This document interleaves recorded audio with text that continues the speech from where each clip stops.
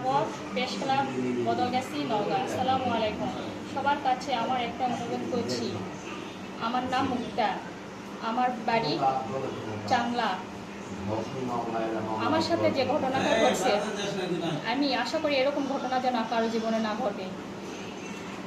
ভাতশাহীর গ্রামে মোস্তাক চৌধুরী, আলহাজ মতিন চৌধুরীর ছেলে আমার সাথে বেইমানি প্রতারণা করেছে, তার একটা সুষ্ঠু বিচার চাই।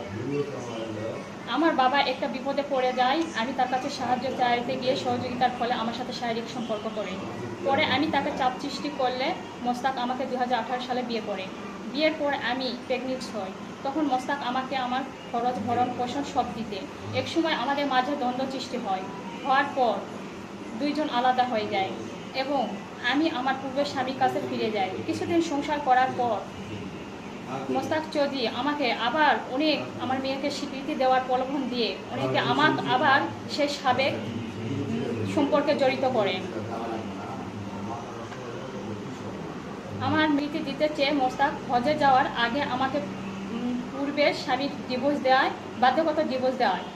তারপর 2026 সালে আবার নতুন করে দেনমোহর 10 লক্ষ টাকা করিয়ে বিয়ে করেন এবং আমাকে বাসা ভাড়া এবং খরচ বহন করতে 2-3 মাস বাসা ভাড়া এবং খরচ বহন করে।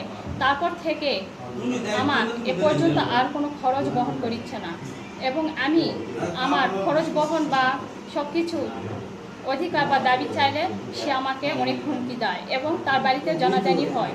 তারাও আমাকে অনেক হুমকি মুখে রাখছে এবং আমাকে কোনো খরচ দিচ্ছে না। আমি ছোটোখাটো একটা জব করি এবং সে জব দিয়ে কোনো রকম করে আমি ওখানে নওগাঁতে বাচ্চাকে নিয়ে খুব কষ্ট করে চলাফেরা করতেছি। আমার খুব কষ্ট হচ্ছে এখানে এবং আমি চাই আমার বাচ্চার স্বীকৃতি।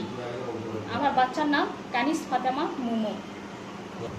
এখন আমার স্বামী, আমার বাচ্চা এবং আমাকে তার পরিবার এবং সমাজের কাছে অস্বীকৃতি জানাচ্ছে, যার কারণে আমি আইনের কাছে আমার অনুরোধ জানাচ্ছি যেন আমি আমার স্বামী সন্তান নিয়ে আমি সন্তানকে একটা স্কুলে ভর্তি করে এবং একটা সুন্দর জীবন দিতে চাচ্ছি, কিন্তু আমার স্বামী অস্বীকৃতির কারণে আমি সেটা করতে পারছি না এবং সমাজের কাছে আমি অনেক হেনস্থ হয়ে যাচ্ছি।